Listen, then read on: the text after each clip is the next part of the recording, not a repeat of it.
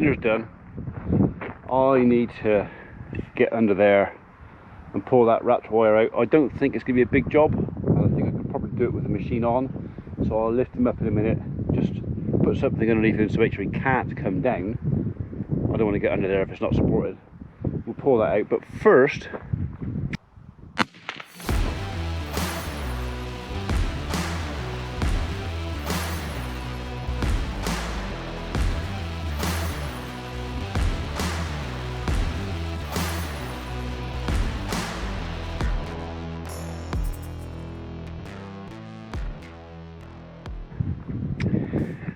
these guys, they kind of don't want to be in there. They've had most of it. They've had the best of the bottom right hand field that we topped off this morning. I'm very mindful that in 17 days they've got to come back in for TB, so I don't want to start them on too much of really fresh grass. I want to kind of start to encourage them to come back in the shed. So I think what I'm going to do is I'm going to use these 3 paddocks on the side here, put them out there in a minute. They can have a bit of fresh grass. I can then expand down so it's like strip grazing, but it's a paddock at a day. So there's 3 days at least out there, maybe 4 days out there. And in the meantime, I'm going to have a clean out in here, fresh bed in there, get rid of that khaki old what's left of that bale in there, and put a fresh bale of probably hay in there, because hay will last longer. And I may even put the feeder, I don't know whether I'll leave the feeder at this end or maybe probably actually leave the feeder at this end, because if I can get them to come in, if I can put a bale in there, yeah, we're going to have to use food as a tool to get them in, because there's no point me trying to chase them around there, because they're going to outrun me every day. I have to make them want to come in, so food is the best way of doing that. It's going to take us out of our regime, what we want to do, but that's the thing with TB testing. We don't get to control that. We're told to do that when the ministry says. We've got to do it, so I've got to work around, or managing the stock around our next TB test. Right, I've kind of already prepared that for this down here, so all I've got to do is open a couple of gates. You know, in there, boys and girls, I've pulled a couple of hurdles across here as well, so the bull can't get to that little gate. In fact, they can't get up there at all, because I don't know, it feels tight. If those in there can see these out here on grass when they can't, it just feels rotten. So I've made it so they can't see it.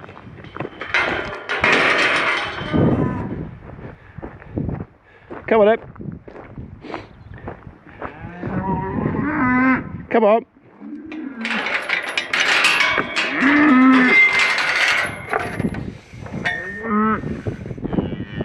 So what I've got to do really is get all of these in the yard before I let them through, because if I don't, I'll have calves running up and down the fence line.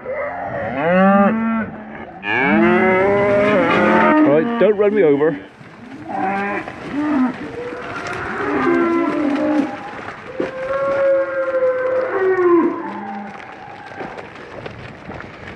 Go on then, down you go. They're not looking, so I'll shut them out there before we get separation issues. Okay, like I said, there's enough grass in here to last them probably till this time tomorrow, and then we'll let them into the next paddock down, which has got twice as much, and then the one at the bottom which has got that again. So I don't know, 3-4 days, they'll be happy out here. So I'm going to leave this gate open as well, and although it will mean a bit of muck on my yard, oh well, it's going to happen sooner or later.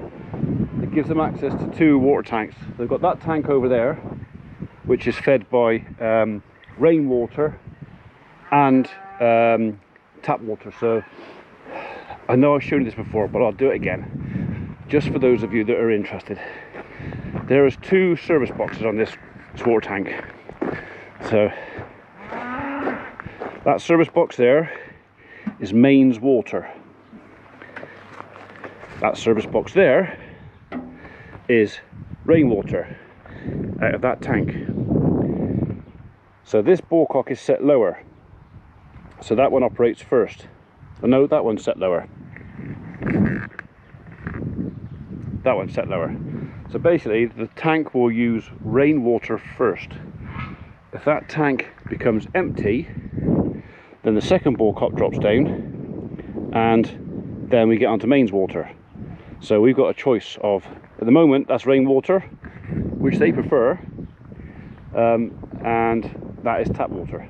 The tank I have down there is only rainwater, so this gives me the option that if we should run out, if that 3,000 litre tank runs out, it will automatically switch over to mains. So just me trying to be clever.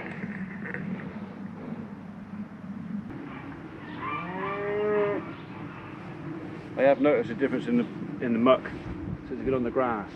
They are properly sloppy. This t-shirt might actually be quite apt.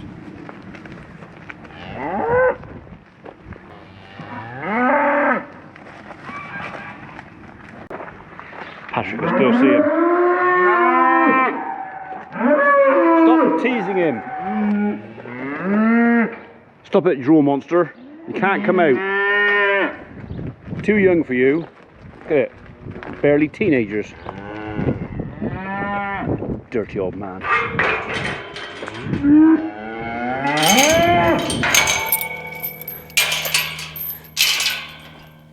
That's it.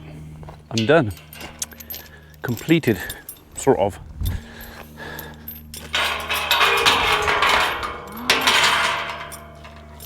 So I've put a bit of fresh wood chip in here. There's no shelter from the afternoon sun out there at all. So if it gets hot, they've got no shade. So I'm going to open the barn up. I don't think they'll spend a lot of time in here. They'll probably sleep in here tonight. I mean, it doesn't matter if they only poo in here once. I'd still got to clean it out again anyway. We never actually finished cleaning this shed out. Never even thought about, got nowhere near power washing the walls off or anything like that. Because of course the skid steer broke down, and then things kind of went wrong. And yeah, do I intend to get in here sometime this year and power wash the walls off and disinfect it? Yes, it's my intention. Will it happen? It's my intention. Let's just leave it there. So they now have shade and a dry bed if it piddles down rain, which I actually could do with some rain to get in. And I've also come out and put all the hurdles up back again out here. So we took a lot of these hurdles down last year so we could build the pens over at the other farm to get them in to bring them back, and we just never rebuilt it. But it's not far away before we're going to be TB testing, so I do need to get into that yard and clean that out. I'm going to have to hand pick some of the stone out of that. Not the end of the world, I can do that. And it would be nice to get rid of that puddle. So maybe another load of that type 1 and the roller. But I've got to be a bit careful. I've spent a whole wedge of money just this last month. A lot more than I thought it was going to. We had the bill. In fact, we just paid for all the Yorkshire boarding on the barn. That was, I mean, we knew it was going to be a bit painful, but even with the Tim's best, you know, he did his best for us. It was really painful. It was almost double what I thought it was going to be, and that included the high prices of the timber. So yeah, including the VAT, it was nearly £8,500 just for the timber. So I budgeted 4.5. Maybe that was naive of me, but yeah. So I've done that. I just finished paying the builder for the granny flat. It took him ages to get his last bill in, so that's all paid for. Basically everything is paid for, but it's knocked a bit of a bigger hole than I expected. We have I won't go into exact numbers, but we have a like a slush fund for the farm, and the idea is we never dip below that fund because that's there in case something goes wrong, major breakdown, somebody gets poorly, I have to get help in or whatever else. There's a limit, and we haven't dipped a long way up underneath it. I mean, a month, 6 weeks, I can get it back. But yeah, so that is on the list of, that'd be nice to do. I would like to do that. And it will happen this year, but maybe not this or next month. So it's all down. It's not too bad for me. Cash flow for me, and actually YouTube helps that because I get a monthly check off of YouTube, which is very nice, and it goes straight into the farm account, and it helps pay the bills. A lot of farmers might only get 1 or 2 checks a year, and they've got to live in between those checks. So I'm a lot better off than many people. Beef, I got 2 animals coming back middle of next month. Yes, we'll have to pay for the butchery and the slaughter and everything else. Bit of income from that. So yeah, it'll all come back. It's just, I just need to build it back a bit, just a bit. Right, that gate's secure, that gate's secure, that gate's secure. They're all done, that's done, that's done. I can let them back in again now.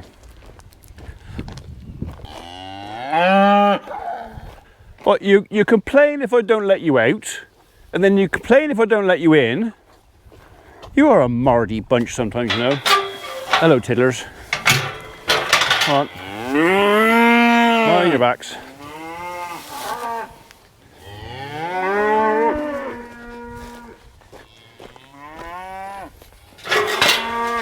Mind your backs.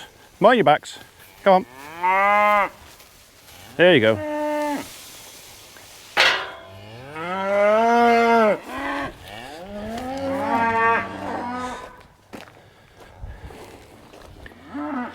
Look, shelter, shade, fresh clean bed. Look at that. Come on, Eb. Come on. This is good. If I can call them, they go in the shed. And I'm not locking them in. It builds trust. Come on, Eb. Come on. Come on then.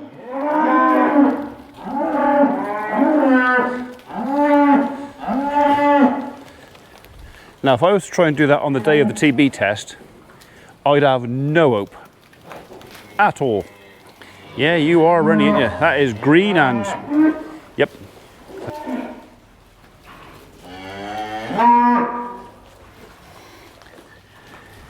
Yeah, that's another source of mains water there as well, as is that tank over there. So if they've got access in here, they got access to rainwater or mains water, whichever they prefer. I prefer them to have the rainwater because it's cheaper.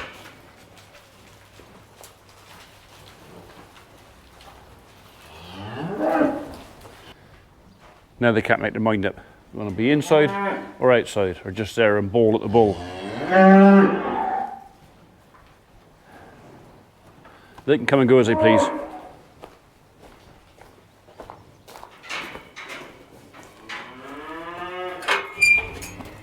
Right, while they bellow at each other, and while I remember, let's get that wire out from under there.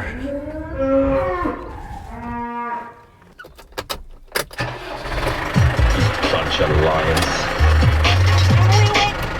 Don't need that.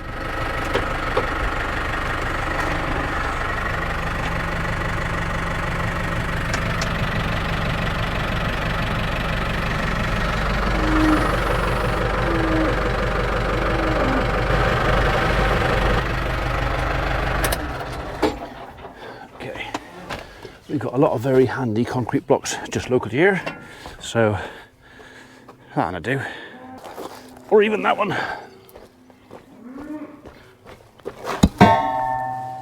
He's just too tall. Oh well. You can go that way. It's only there just in case this thing should drop. I don't want to be underneath it.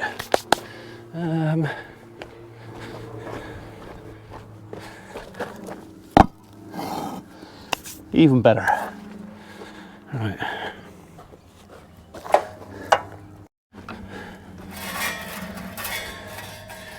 Yeah, I don't think that's going to take an awful lot to get out of there. It is at least mild steel wire, not high tensile. I'll have a go at pulling it out, but if that don't work, I might have to just go and get the cutters and cut it out of there. I'll get the cutters. Okay, one set of wire cutters. These are good, these things. And just in case you wondered, here's the handbrake's on, and there is a block under the wheel as well. I'm not going to get one over.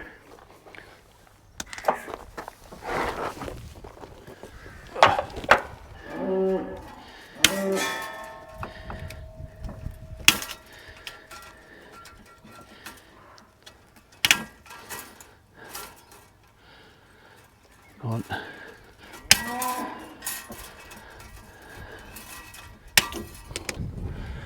Try a bit cack-handed, shall I?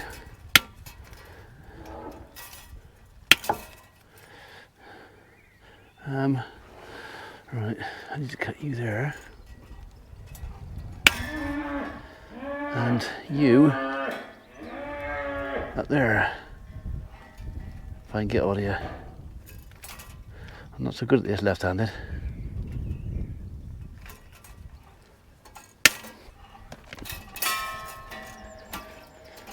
Okay, those few there, and we should be sucking diesel.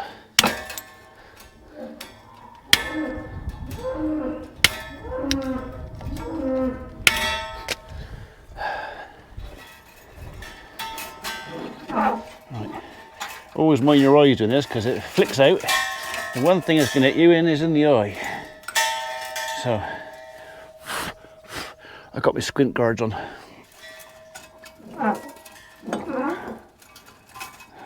Go on. You stick it around that one.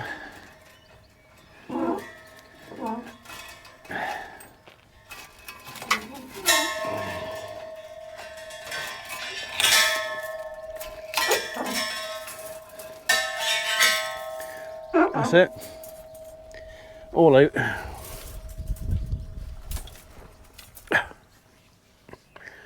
I've got half a cow pat in my eye.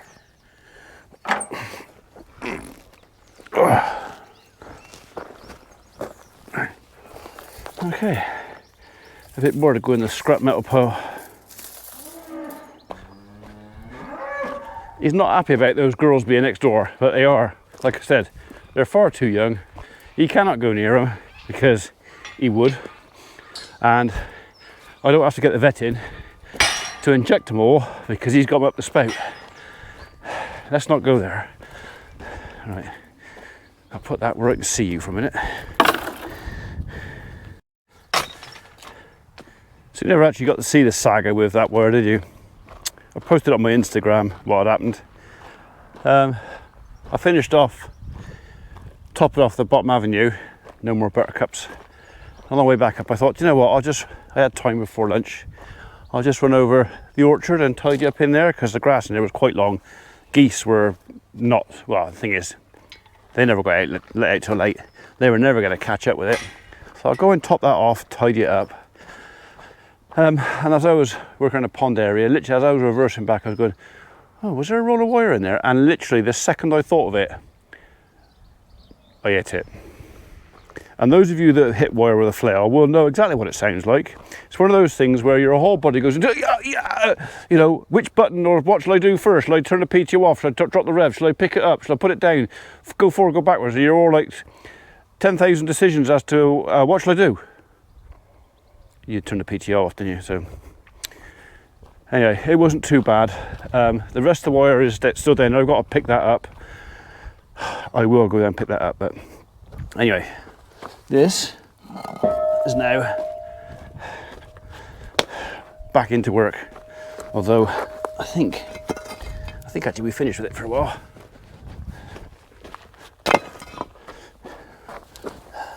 Last but not least, so we'll put it to bed.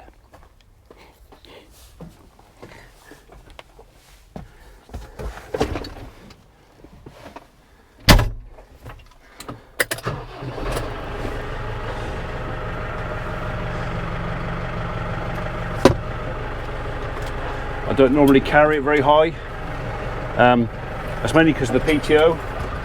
I lift it as high as I need to and no more. So if you lift it higher than you're required, it puts a lot more strain on the PTO joints. So yeah, back down again.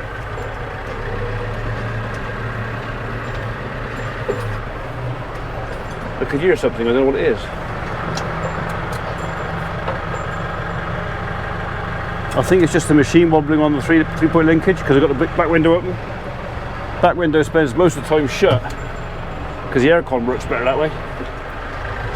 Okay, no worries.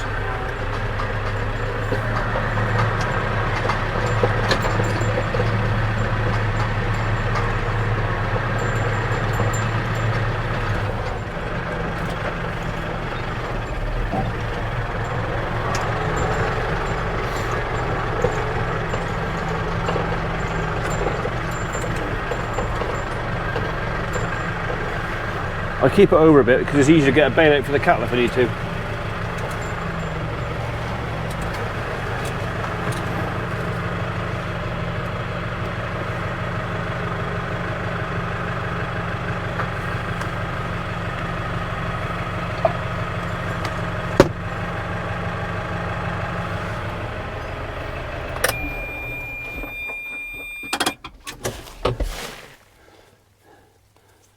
So I'm just checking me nuts because the noise I could hear sounded like loose wheel.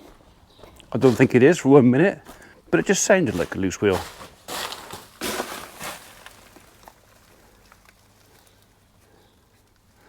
No, there's no movement there.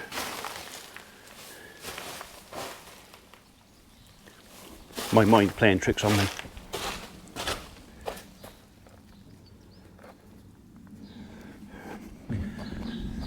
So this is a good example of why I've opened the barn up.